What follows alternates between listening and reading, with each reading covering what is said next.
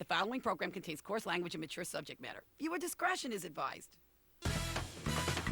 From Winnipeg, Manitoba, the CBC Winnipeg Comedy Festival presents Cradle to the Grave, starring Mary Ellen Hooper, Big Daddy Taz, Teresa Pavlinak, John Wing, Mike Bullard, the Williamson Playboys, and your host, Kevin McDonald. And now, half kid, half man, and all host, Kevin McDonald.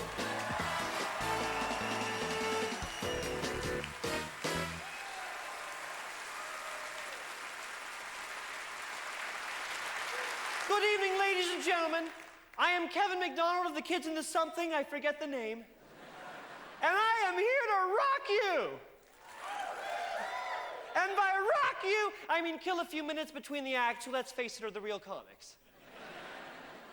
The theme of tonight's show is the cradle to the grave, which is just clever college boy talk for from birth till death. Birth is, of course, one of the most important, one of the most beautiful things that happens to us in the world. Everyone gets babies, even the kids in the hall. Well, everyone except for me and the gay one. My own birth was a very difficult one. I had a very difficult childbirth. I wouldn't come out the conventional way, so they had to try a C-section. But apparently, every time the doctors cut in, I moved and they couldn't find me. The doctors say the proper medical term for this is coward baby. At one point, they tried to get me out of my mother's neck. Eventually, she gave up and went home. Every now and then, she would come to the hospital and try again. Ladies and gentlemen, I wasn't born until I was 7. True story that I just made up. Of course, that's birth, and there's the grave. That's something that happens to everyone, too. My own sweet father has passed away a few years ago. I'll never forget it. They brought me to his bedside. We all knew there wasn't much time left. And with his now weak hands, he beckoned me over to come closer. I said, "Yes, Papa." I never really called him Papa, but I think this makes the story a little richer. "Yes, Papa." With his now weak voice, he said, "Son, I've lived a long, long life, and I've seen many wondrous sights. So come closer. I have something I must tell you."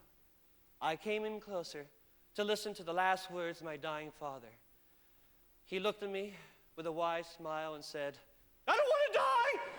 I don't want to die! Jesus Christ, I drive a Honda! I've never slept with an Asian woman! I gotta see who wins Canadian Idol this year! Don't let me die, you son of a bitch!" When my father did die, I realized, well, it hit me hard, and it hit me full on, and I realized I would never get the chance to kill him. Taken out of my hands. What do you say we start the show? Can we get this baby started? Thank you.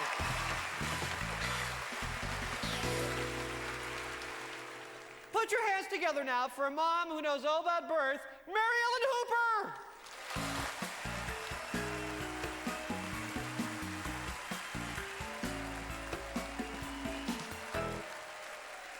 Yes, I'm a mom again. I think that's nature's way of, they make you forget. I mean, my husband and I have this new baby, and he's crying, he's screaming, and I'm like, "Did you forget? We already have one. What are we doing with another one?" I have a 4-year-old and an infant. It's my first time away from the baby. They're both at home with my husband for the whole weekend. Sorry. I'm just so happy.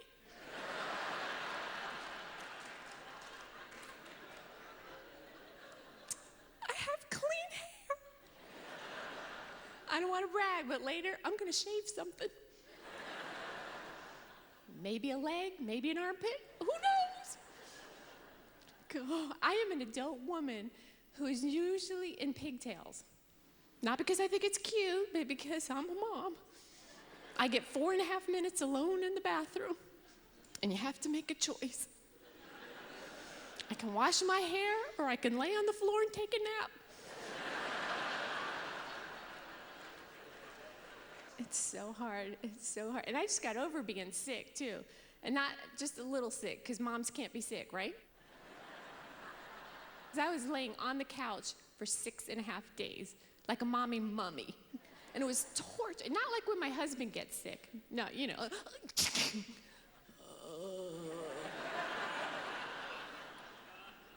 What's the matter? I broke my back. No, the kind of sick where mom cannot get up. And I tried to get up 1,000,000 times.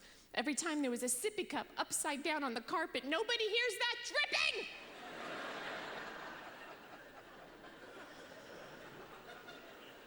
It was torture. I just had to lay there and watch my husband do everything wrong. They're running around the house in their underwear like animals, you know, ding dong, the witch is dead, wicked witch, wicked witch. It's just, I love being a mom. How many moms are here? How many moms? Yay! Woo! And it's wonderful, isn't it? I love being a mom, but if we're gonna be honest with each other, it's a little different from what I fantasize. It's like my ovaries were lying to me. It's wonderful. It's unconditional love, 24/7. When I fantasize about being a mom, this was never a scene in my fantasy. I got my baby's vomit in my hand, yelling for my husband, get something for me to put this in. Did you just ask me what? Your pockets?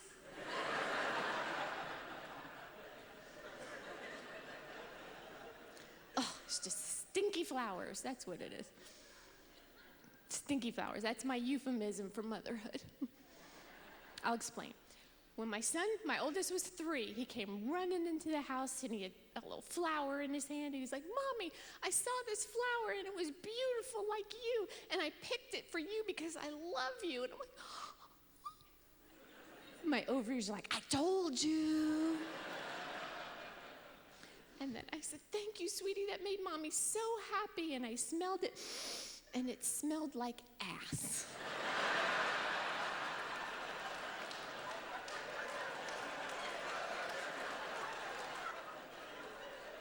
What kind of flower? My son's like, aren't you gonna put it behind your ear? Yes, I am, because I'm your mother. And that's what mothers do. And I wore that flower 2 inches from my nose.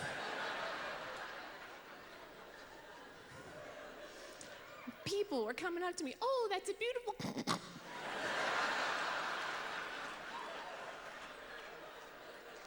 I don't know, it's an ass flower. I wanted to be an earth mother. That's what I envisioned. I was gonna make my own baby food from scratch. What the hell was I thinking?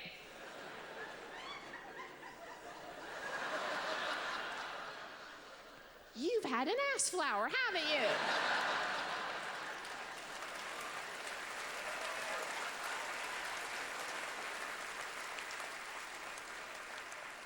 My friend Julia, she is the earth mother of all time. She's like making her own baby clothes out of the dog's fur. She gave birth at home in her own bed with no drugs. I didn't even want to conceive like that.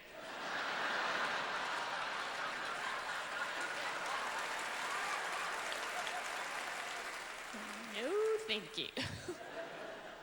I was very lucky. Not lucky, smart. I didn't have any pain during the delivery. No. I had an epidural, girls.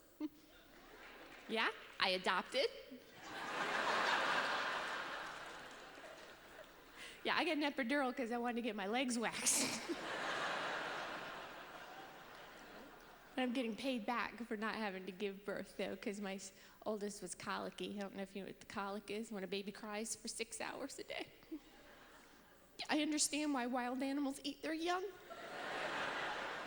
Like, sweetie, Mommy loves you so much. You just should hug.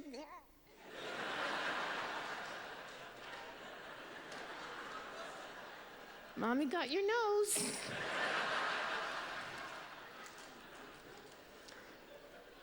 And everybody has advice. You know what you should do? You should put them on top of the dryer. On top of the dryer. I don't even have a dryer. I had to hang them on the line.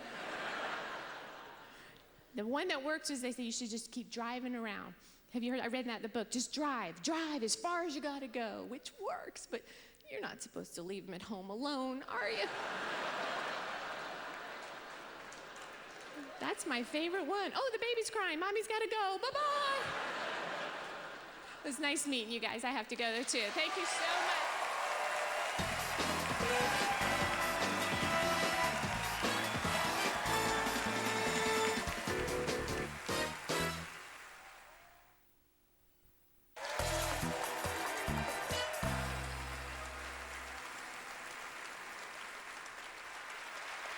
Now, childhood, I used to think that I was the best in my street at hide and go seek, but then I realized the other kids just never bothered looking for me. So here comes the very funny Big Daddy Taz!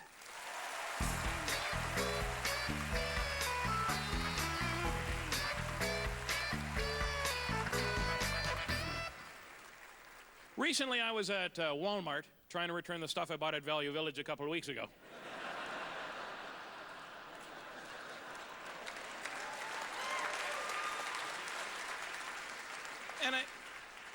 And I ran straight into this kid. Bam, he went down faster than CanWest Global Stock. And I picked him up. I said, sorry, I ran right into you there. He looks at me and he starts cursing at me. Cursing at me? I'm not used to bikers swearing at me. And here's this kid cursing at me. I had to say, pardon me, because maybe he called me a dump truck instead of a dumb... I couldn't even get to my anger management place that fast. I was like, step 1, identify the problem. Step 2, understand the problem's not always about you. Step 3, walk away from the problem. And you'll take a lot of anger management if it's court-ordered. I'll tell you that right now. I had to take rage management. You know what the difference was? $144, thank you very much. Like I wasn't pissed off about that. $144 more? I don't think I should have to pay $145. No, you got the problem. You know, maybe I got to think about it. You know what I learned from my little rage management pamphlet? Anger and rage is learned behavior generally passed down father to son. Also in the same pamphlet, I read that you're never supposed to hit your animals or your children out of anger. My dad used to hit me with a cat. I was afraid of my father. My father was 5'6", 280 pounds. He didn't have muscles and arms. Like, he had flippers that went from his thumb to his neck. He looked like a starfish that could bench press your house. He used to hit me with Hot Wheels track. Hot Wheels. I could moon you right now. You wouldn't know what it is, but you know it's brought to you by Mattel.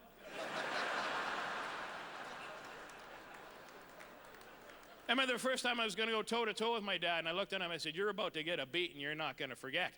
And he looks at me and goes, that's where you and I differ. You're about to get a beating you're never going to remember. I was afraid of my father.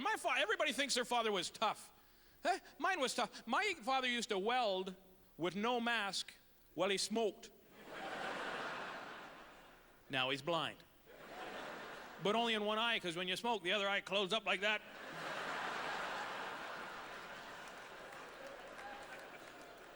I watched my dad power nail his hand to a 10-by-10 post in our barn.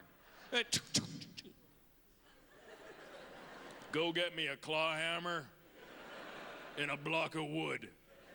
I'm 7, I'm like, what? Go get me a claw hammer and a block of wood. I come back with a claw hammer and a block of wood, then he makes me pull the nail out of his hand. And I'm sitting there,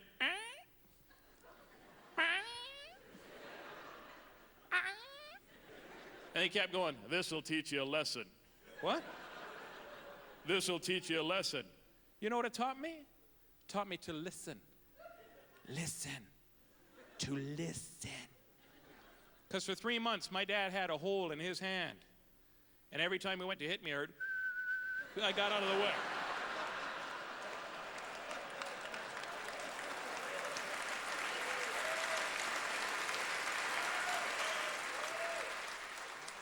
I couldn't believe this kid was swearing at me, because there's no way I could curse at my elders ever. You know why? Because we didn't have timeout when I was a kid. We had knockout. Remember knockout? You know why I don't remember knockout? Because I got knocked out. I wait until your father gets home. Those words ever scare you? Yeah, I'm not waiting. I'm going to pack my stuff. I'm out here. I'm going to pack my stuff. I'm going to wait. Last time you told me to wait, I thought I was getting ice cream. Then I had to explain away another black eye. I don't even understand what's going on. Then my dad brought the dog home from getting neutered. I said, why'd you get the dog neutered? It's to stop him from wandering away from the house.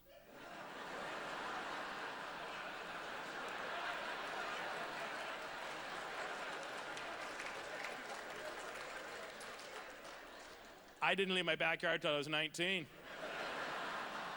So I turned to this kid, I said, listen, buddy, and I went like that. You know what, he looks at me, he goes, oh, what are you gonna do with your hand up like that? You gonna hit me, man? You gonna hit me? You can't hit me, you know why you can't hit me? Because we got CFS now, Child and Family Services, CFS. You ever hear of that, you fat bastard? CFS.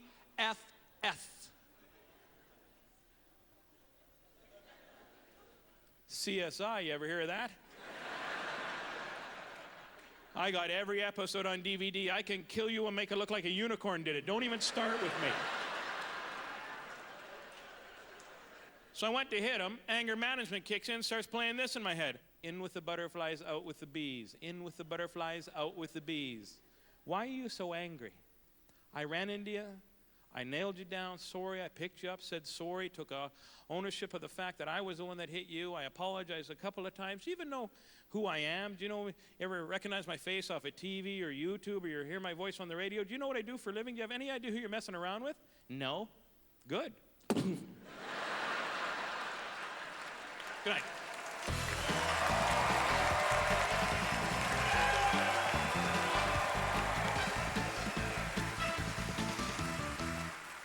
Yes, of course, I'm into extreme sports. The sport I'm into now is called aging gracelessly. Please welcome a woman of a certain age, the very funny Teresa Pavlinek.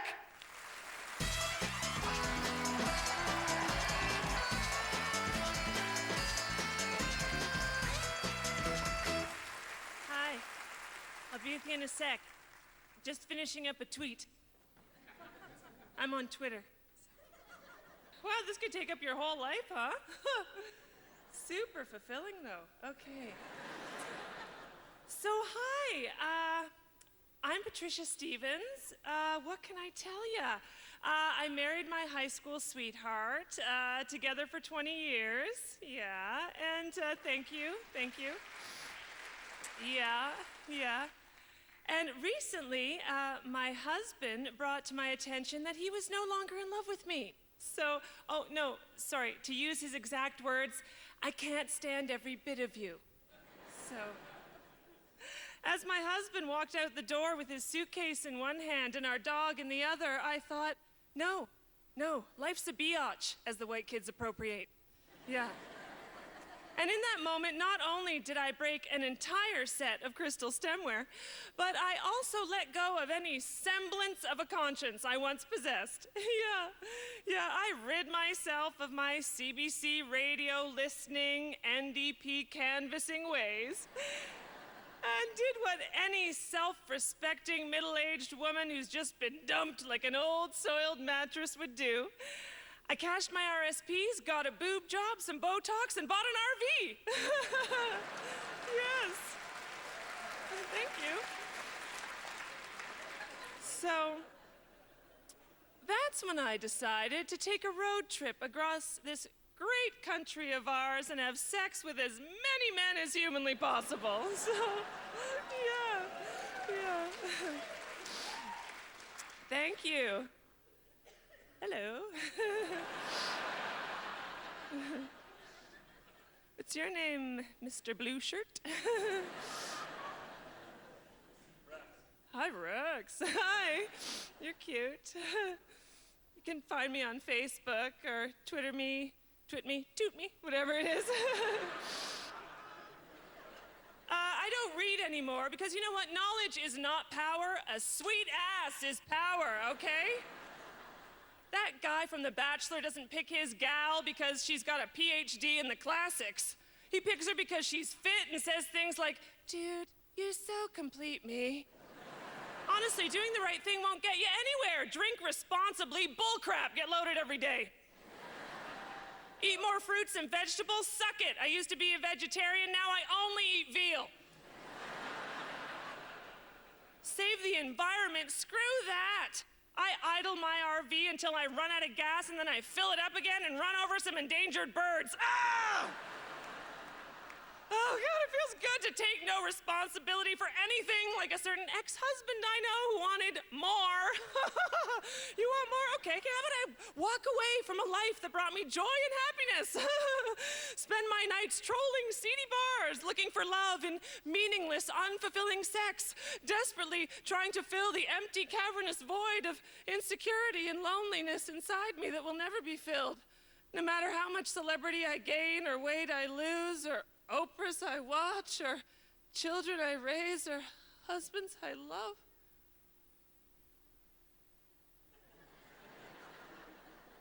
Uh-oh. I think I made a horrible mistake. And it wasn't just letting that trucker from Flin Flon take naked pictures of me in the washroom at the Burger Shack. Dude, that so doesn't complete me. Oh, I miss my normal, boring, politically correct life. I want my old face back. My lips are so full of my ass fat, when I try and whistle, I pass wind. I mean, I'm keeping the boobs, I'm not stupid. I just want to meet someone who thinks that loving me and spending the rest of their days with me is more than enough. Anybody looking to buy a slightly used RV? Oh boy, being a self-absorbed, pompous egomaniac is exhausting. How does Stephen Harper do it? Oh, jeez. Oh my God. Well, this has been an eye-opener, I'll tell you. Who knew that I'd find what I was looking for on a stage in Winnipeg, hey? Yeah. Yeah. Certain things in life are just meant to be. Right, Rex? Text me, twit me, tit me. I mean, just call me.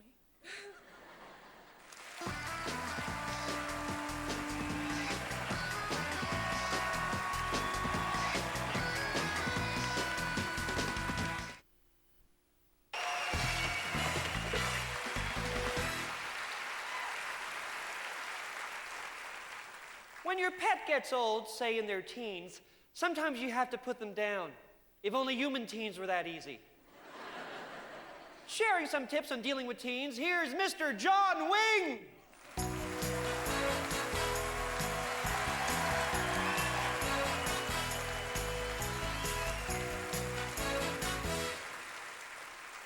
Thank you very much.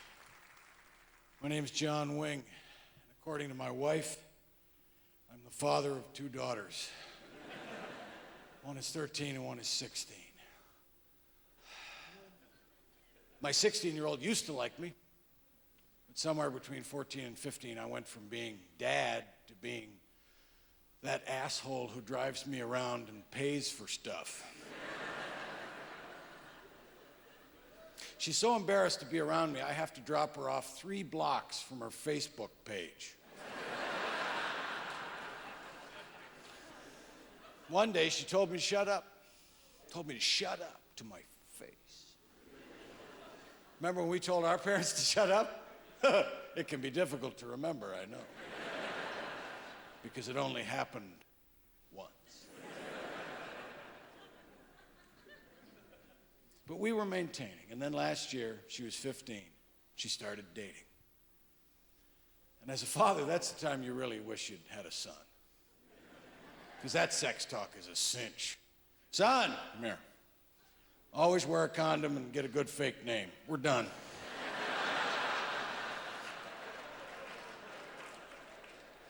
Right? And I'm not one of those dads. You know, it's different with a girl, but I'm not. My daughter will not date. She will not have sex until I'm dead. No. I know she's going to date. She's going to have sex. Maybe a lot of sex. You know, she'll be out there having sex. Doing stuff my wife won't even do anymore. And that's fine. I'm not fighting the inevitable. My job is to make sure she has all the information to do that safely. That's my job. But there's the dilemma. It's difficult to convey important information to someone who thinks you're a loser. And of course, she doesn't think I know anything about sex, which means she's been talking to her mother.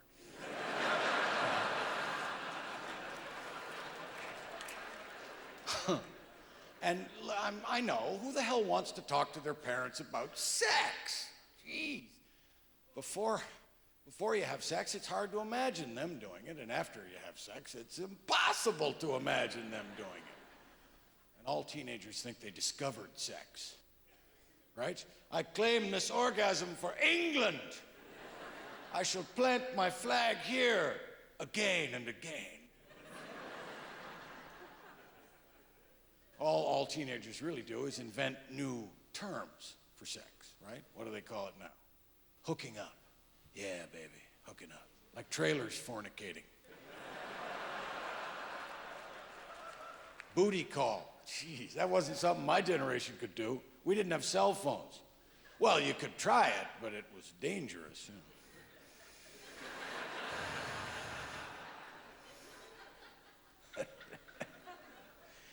You know what I'd like to do to you right now?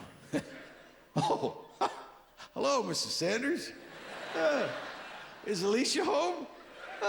No message. Just a little booty call. My daughter is 15 last year, and the boyfriend appears. Steve. That's not what I called him, but that was his name. Steve. They've been going out a couple of months, and one day I picked her up from school in the car, and he walked her to the car, and they kissed. Oh. I didn't see them kiss. In order to see them, I would have had to have done this. I just saw the torso bump. Ooh, that was icky. She got in the car, and I pulled away. She whipped out her phone and started texting the guy standing right there. I thought it was time to start imparting the delicious dad info. So you guys, Steve, you guys are kissing. I guess you saw you kiss there.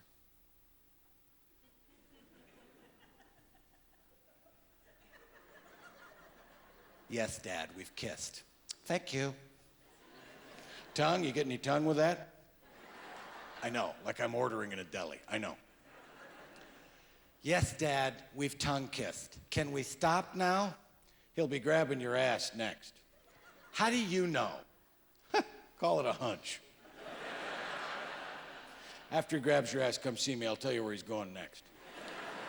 Where's he going next? Prison is where he's going next. You're 15. He's going to jail. He's going to learn how to play grab ass for real.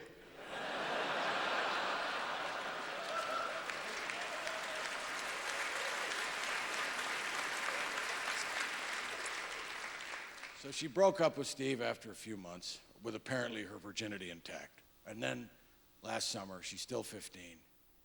David comes along. 20 years old. A college student. He's dating my daughter, and I am not well.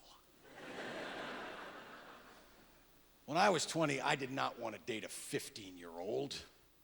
That didn't happen until I was 40.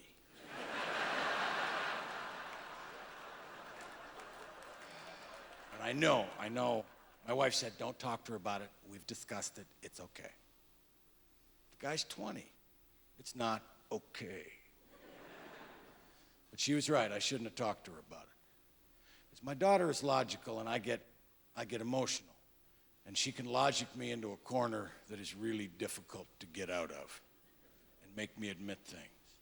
But one night I picked her up, and I just had to.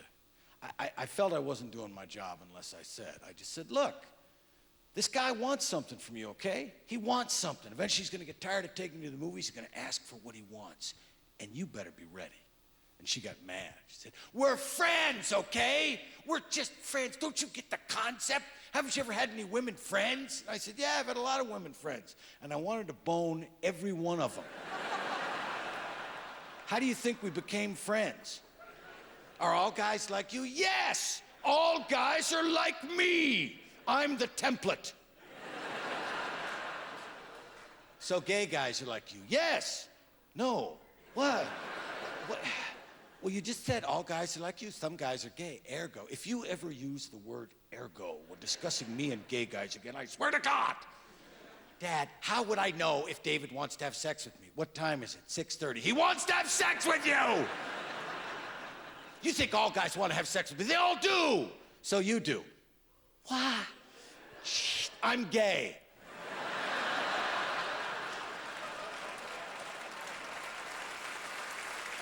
My wife came in, how'd your little talk go? I said, I came out. I'm sorry, honey, but our marriage is not recognized in the U.S. anymore. But the sex is no different. Thank you very much. Good night.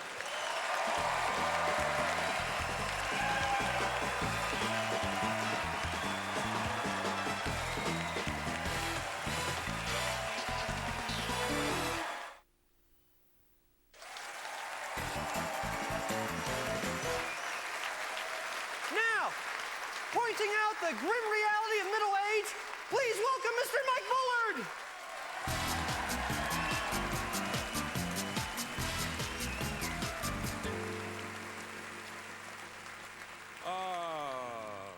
Where was I? Where am I? What the hell was I gonna talk about? Oh, being old! Yeah, I'm old now. Not as old as the front row, but I'm old. I cannot believe it's great to be here, folks, even if it is only because I'm 51. You don't even have to be a comic to be on this show. It's just an age thing. If one of you had been 52, you'd be standing here in my place. Yeah, it's great. Yesterday, it seems like yesterday I was 30. Don't you feel like you were 30 just yesterday? Huh? Doesn't it creep you out? Really creeps up on you, I'll tell you. One noticeable sign. I can't get enough of Ed McMahon commercials. What's he selling? Life insurance? Walk-in toilet? Where's that number? And then you start paying attention to the details in Viagra commercials. I actually called the number. 14 bucks a pill. And you start saying to yourself, 14 bucks a pill? That's a lot of money. That is a lot of money. And then you start doing the math, and you start looking at how things are going, and you go, oh, wait a second, that's less than 30 bucks a month.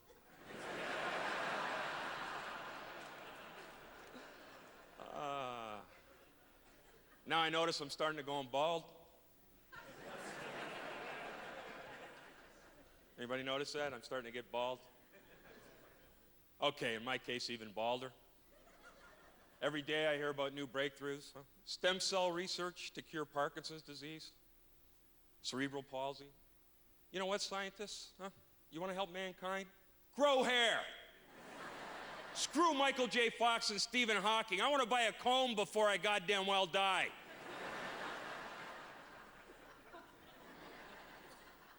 I don't care about other people.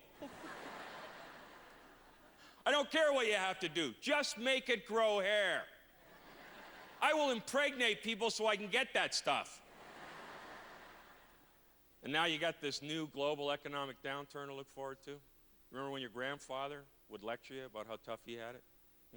You kids today, you got it easy.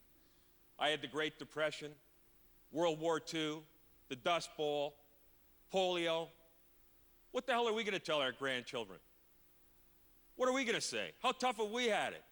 You kids have no idea. When I was your age, I had to walk 4 blocks to a Starbucks. There was one closer to me, but I didn't like the staff.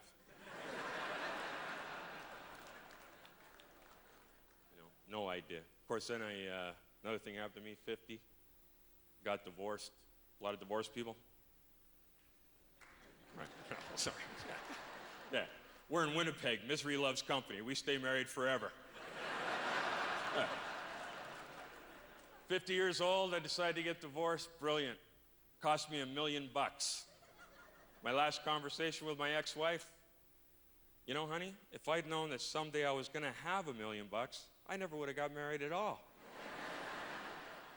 And she taught me something I didn't know. Anybody heard of forensic accountants?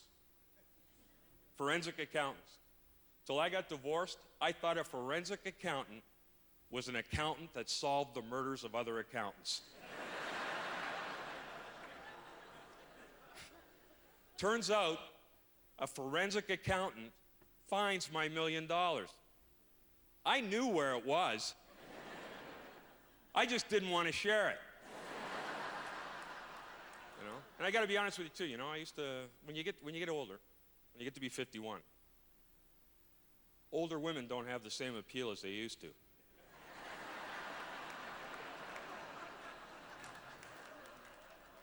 Man, when I was 20, my first girlfriend was 42. It was great. Pretty sure if I bumped into her today, the love wouldn't come flooding back into my head.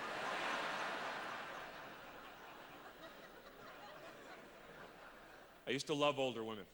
I used to love older women because they were great in bed. Now I bang older women because they have great beds. You know, it's great being my age when you're going out with women because there's no pressure anymore. Because let's face facts, women my age have really low standards. How many women here have been with someone like me already? Huh? When I walk into a club with a young guy, he's expected to be dressed up, great shape, ready to go all night. Me, all I gotta say is, hey, I walked in here unassisted. No adult diaper. Let's go back to your place. Another great thing about getting older, dealing with your parents. My parents are in their late 70s now. Actually, they're dead, but this is a great joke. I didn't want the facts to get in the way. You know, when you're younger, your mom and dad are a pain in the ass, right? They really are. Now you're 50, they're in their 70s and 80s. Time for a little payback. Remember this one? Oh, you don't want to make your bed? Well, I'll just call the police. Hello, police. My son isn't making his bed. We'll try this for a little revenge. What's that, Dad? You don't want to eat your mashed carrots? Hello, old folks home? I got a pickup for you. But I got to tell you something. There's one thing that tells you you're getting old, and it bugs the hell out of you. Just one thing. At least it's getting to me. I'm not only appearing on CBC, last week I actually caught myself watching it. Thanks very much, folks.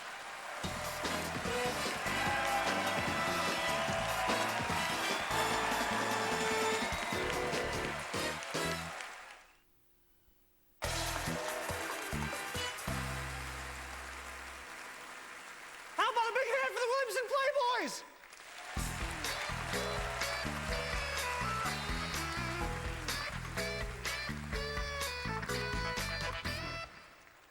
We's the Williamson Playboys. That's right. We's the oldest father and son Cajun music duo. That's correct. This here's my boy, Cecil Jr. And this here's my father, Rufus. We invented Cajun music. That's right. We invented Cajun music right after we invented the blues music. Yeah, and right before we made the jazz music. That's right. We also invented rock. That's right. And punk. German techno. Lullabies. And we invented the rap music. That's right, we invented rap, but back in the day, we used to call it fast talking with rhymes. That's right. That's right. We have written over 70,000 songs.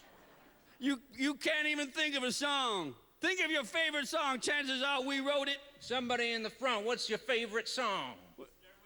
Stairway to Heaven. We wrote that song. We wrote that song in 1903. That's right. Y'all know what that song's about? The Panama Canal. That's right. That's right. It was a metaphor. Which we invented. We invented the metaphor. Before us, all there was a simile. We figured, who needs like or as? Let's cut out the middleman. That's right. Stairway to heaven. Well, Roosevelt's gone to Panama. He's gonna build a route. So the people can travels east and west like they travels north and south. They'll ask you how many people survived swimming that canal. You'll tell them 7. And those that don't survive the swim are on a stairway to heaven. Thank you very much.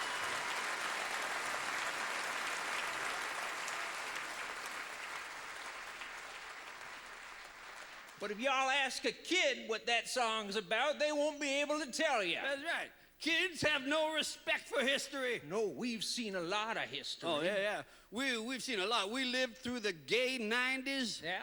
And then, 100 years later, we lived through the gayer 90s. That's right. One had cholera, the other had NSYNC. You decide.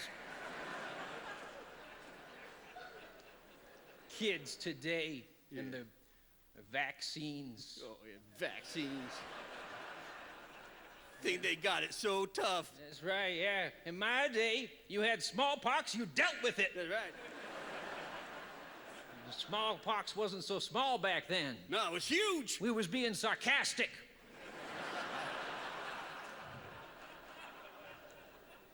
But, you know, it wasn't all bad times. No, not all bad times. No. The journey from cradle to grave has got some good times and some bad times.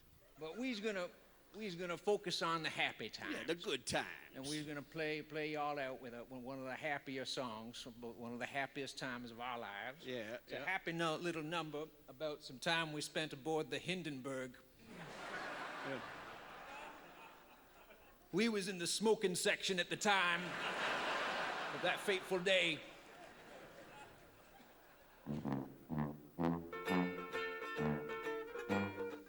Oh, we were sitting on the Hindenburg, we didn't have a care. That boat is so big, yet it floats on the air. It was about dinner time, we was almost there then. Oh, the humanity. Trying to land, and it took about an hour. Then we bumped into the radio tower. Everybody's faces went from happy to sour when... Oh, the humanity. Everybody screaming, we all gonna die. Stuck in a fireball 9 miles high. Radio reporter, well, he starts to cry. Oh, the humanity! This is insanity! Damn, this is like a bonfire of the vanities. Folks on the ground, run for cover under canopies. Scrape knees, flaming trees, burn to the 3rd degree. This is a genuine hydrogen catastrophe.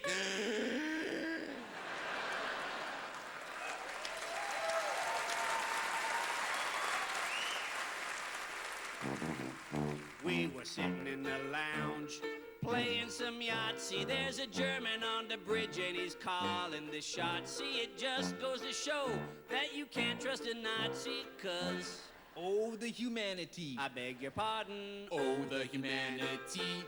Thank you. Thank you. Good night.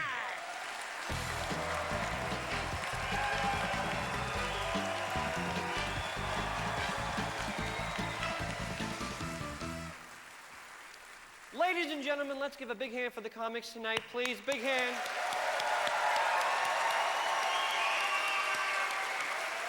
I think, in my opinion, they were not only brilliant, but they taught us a little bit about life, that we're all in this together and we might as well get along. In that spirit, I want everyone here to hold hands with the person sitting next to you. Please go ahead. Hold hands. Isn't that nice? Okay. You might as well pat their shoulder. Go ahead, pat their shoulder. You're making a new friend. Isn't that nice? Now go inside their shirt and rub their stomachs. Thank you, everybody. I want to thank the Winnipeg Comedy Festival for having me. Thank you all for coming. Good night. Everybody, come out here. Good night. Good night. Good night.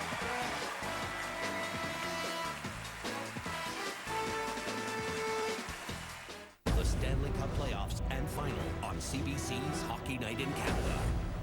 Canada's #1 news site, is now better than ever. Watch news happen in real time with more video than any other news site and more ways to send in your stories. For news 24/7, connect to cbcnews.ca.